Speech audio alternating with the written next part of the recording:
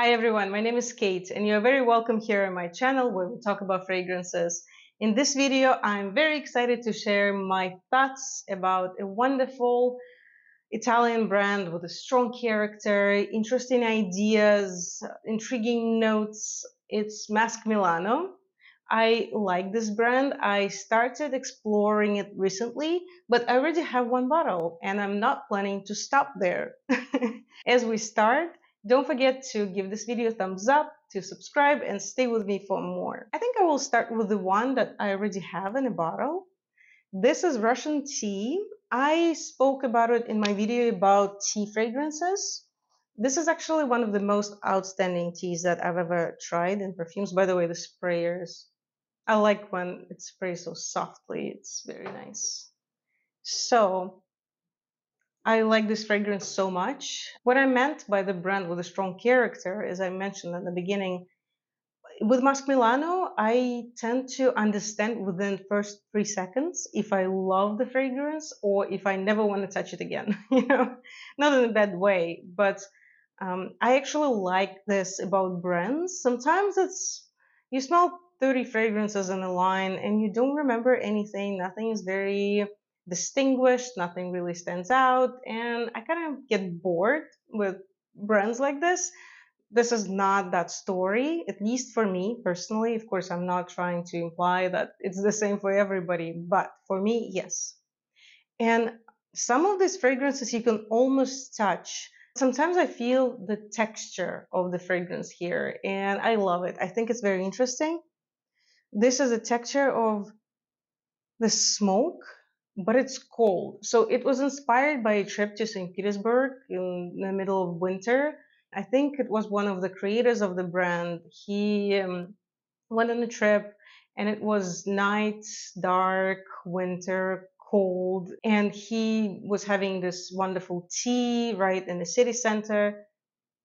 And this smells like black tea, the steam over black tea and mint. Maybe the mint here is how I feel this coldness. Maybe they try to recreate the feeling in the middle of winter, the air.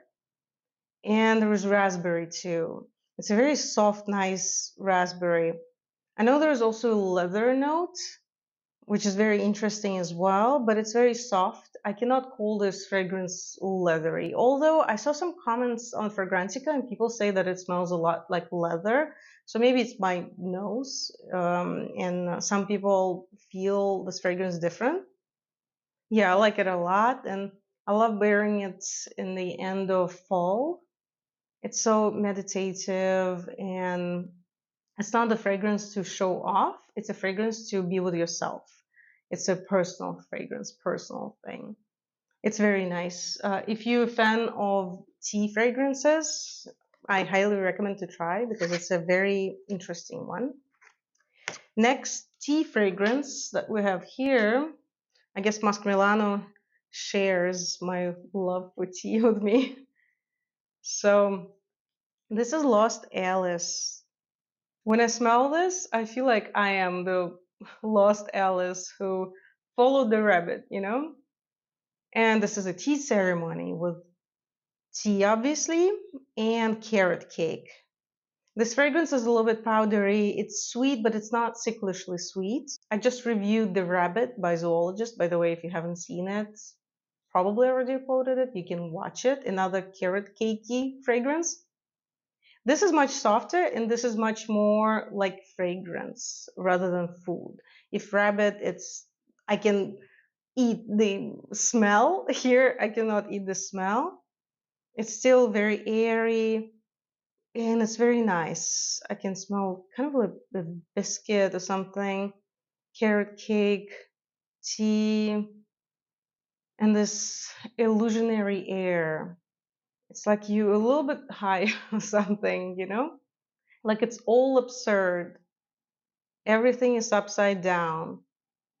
The atmosphere in this fragrance is great. I understand why it's one of the best sellers, why it's so famous and popular. Yeah, I'm in the upside down right now. In a good one. Not from the Stranger Things, by the way, but from the Alice in Wonderland. I think it's wonderful, and I do need a bottle. By the way, now I can smell more tea, and it reminds me a little bit of Russian tea. There's definitely something similar. Maybe they use similar materials. I don't know if it's the same perfumer who worked on these two, maybe not, but they are family. There is something that unites them. Oh, wonderful. I just cannot stop smelling it, so I'll have to force myself to stop. Next fragrance is Ray-Flection, and I'm actually considering getting a bottle of this. I didn't decide yet. This starts with citruses and aldehydes. Very beautiful, actually. And then it slowly moves into yellow florals. I smell mimosa.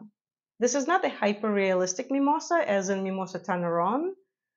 This one is more creamy and light. Aldehydes, I guess, lifted up. This is pale yellow color. Yeah, associate this fragrance with pale yellow. I also smell a little bit of violet, and it makes it a little flatter because mimosa is fluffy, and when you smell the real mimosa, it kind of gets into your nose. This one is smoothed by the violet, maybe by violet leaf.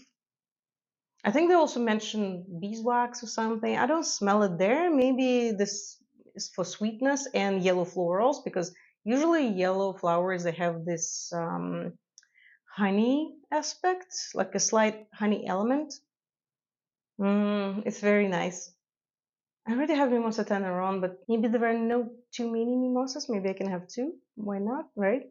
Because they're different. I can talk myself into this. They're different. I did this before. I don't know how about you, but sometimes I can just get pretty similar fragrances just because I like the accents in different fragrances and they smell different to me. Although some people would think it's crazy. This is Lattanz, and I believe it means waiting. This is Iris. Maybe with aldehydes too, because it's very fresh and it also lifts up in the beginning. That's what I meant. So Russian tea lifts up a lot of air. It's a little bit ozonic. Lost Alice, it's also pretty light and airy. Ray-Flection aldehydes go up, up, up. Like it's also a little bit ozonic. This too. There is a note of champagne here. I cannot say that I really smell champagne. I can imagine it if I want.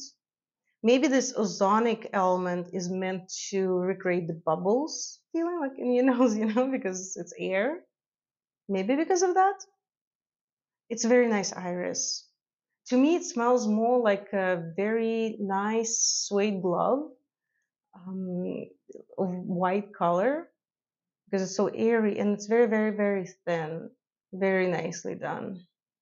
I'm still discovering the Irish notes. I don't always make friends with it, but in this case, this eeriness and light, this fragrance, it's like a ray of light. A really nice fragrance too. Oh my god, do I need half of the line of Masque Milano now? I hope not. I need to do something about it. Love Kills. This one is interesting, by the way, at least to me. Share your thoughts with me if you know this fragrance because it confused me a lot. This is about rose. In the beginning, I don't like it. It smells like geranium. I don't like geranium. This metallic smelling kind of rosy scent. It's very hard for me to wear. I usually don't wear this kind of fragrances. This is definitely a node to rose. And at first, this geranium just ruined it for me. I thought I would hate this fragrance.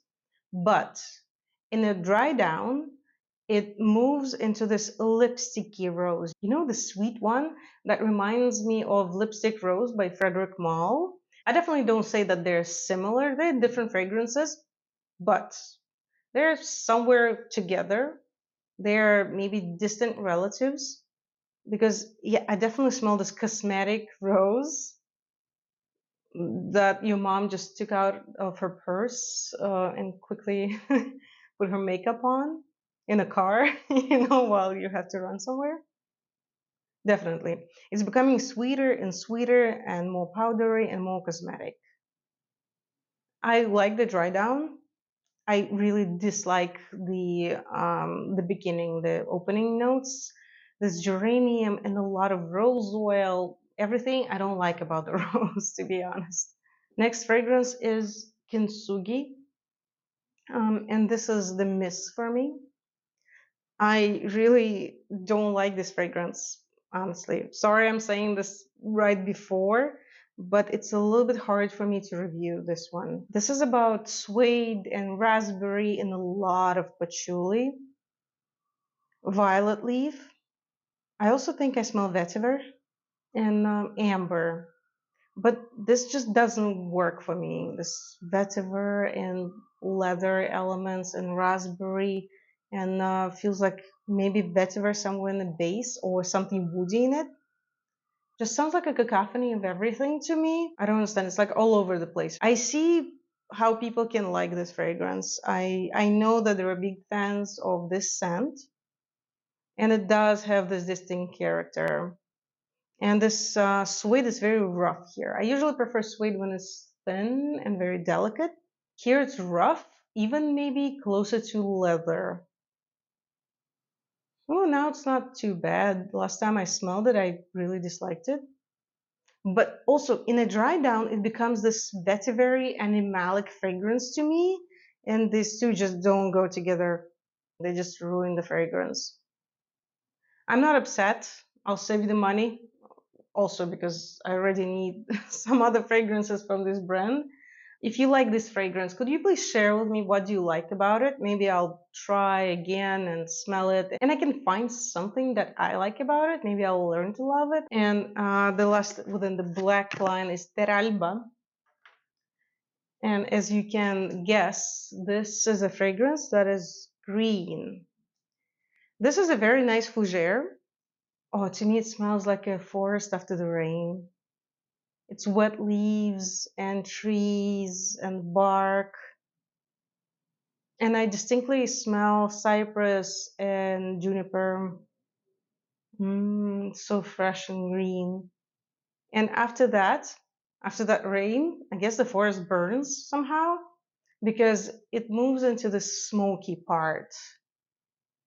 And unfortunately, I like this one on the blotter. On people, it's better than on me. On me, I almost cannot smell this fragrance. I guess it's the chemistry of the juice in my skin. For some reason, they just didn't become friends, and I'm sad about it because I specifically sprayed this one on me. I wanted to see how it will develop, but yeah, it didn't work.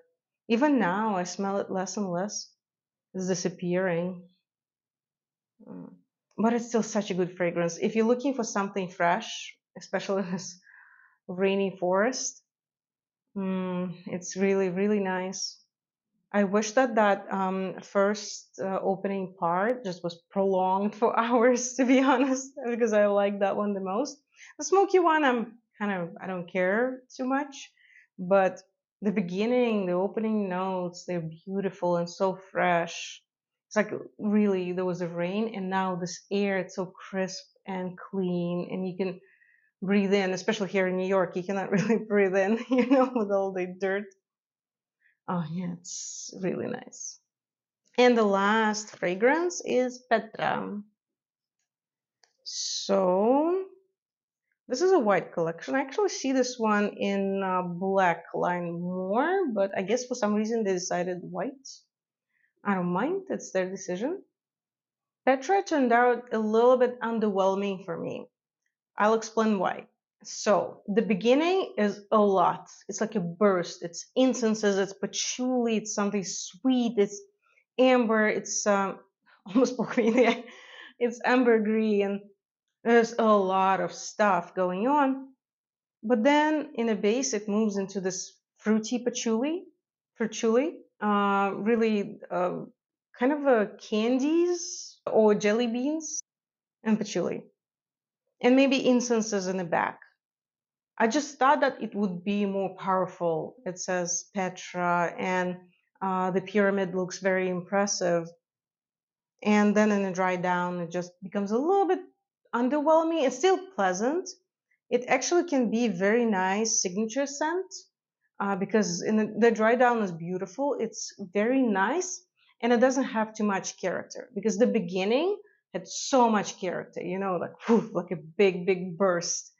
And then it's kind of like, oh, okay, I changed my mind, you know, I'll come down and sit here and be all intellectual and quiet.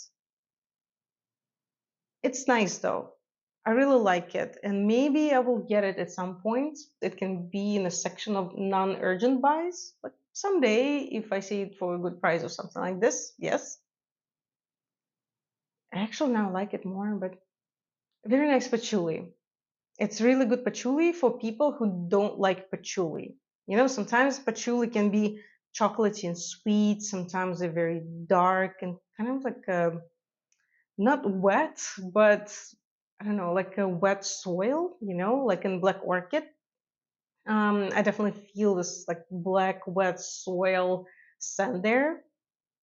Here, it's not chocolatey. It's definitely not that decadent and weird patchouli.